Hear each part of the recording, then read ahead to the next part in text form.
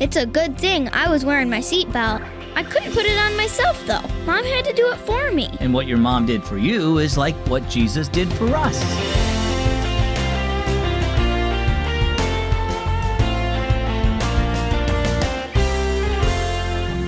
Do you wear your seatbelt when you get in the car?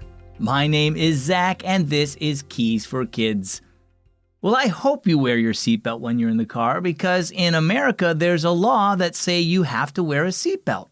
Seatbelts protect us just like God's laws are meant to protect us.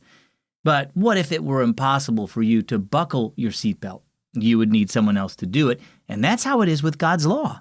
Romans 5:19 says, Adam did not obey God, and many people became sinners through him. Christ obeyed God and makes people right with himself. Now let's learn more about that. Our story today is called, It's the Law. Graham set a large birthday present on his knees and shut the car door. Mom fastened her seatbelt and turned to Graham. You don't have your seatbelt on. I can't reach it while I'm holding this present, said Graham. It's only 2 blocks to Cameron's house, so I don't need it anyway. Oh, yes, you do. A lot of accidents happen close to home, and a seatbelt could save your life. Here, let me help you. Mom reached over and buckled his seatbelt. There, now we can go. She started the car. Seatbelts were put in cars to protect us, and don't forget, the law says we have to use them. The law, repeated Graham. That sounds like something we talked about in church, God's law.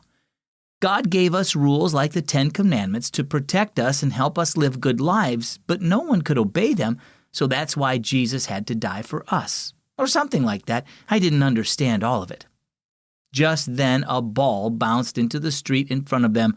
Mom hit the brakes and the car screeched to a stop, inches away from a little boy who had dashed after the ball. Graham lurched forward, but his seatbelt tightened, holding him back. The little boy grabbed the ball, then ran back into his yard. If you hadn't made me wear my seatbelt, I would have smashed right into the dashboard, said Graham. Mom nodded and started driving again. Good thing you obeyed the law and had your seatbelt on.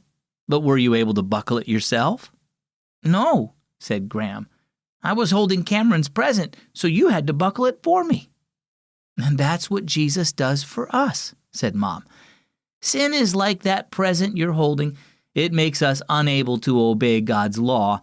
None of us is good enough to have eternal life with God, and that's why Jesus had to pay for our sin on the cross. When we trust in him, he buckles his goodness around us like a seatbelt and saves us. Oh, I get it now, Graham smiled. Thanks for buckling my seatbelt, Mom. You saved me. And I'm thankful Jesus saved me too. Well, how about you? Do you always wear your seatbelt? Seatbelts do save lives, and that's why a lot of places have laws that require you to use them. Jesus saves lives too. Because of sin, none of us can obey God's law, so Jesus lived a perfect life and died to take our punishment. Trust him to save you and give you his goodness so you can live with him forever. To learn more about what it means to live with Jesus forever, get your parents' permission first and then go to keysforkids.net/salvation. Our key verse is Romans 5:19. Adam did not obey God, and many people become sinners through him.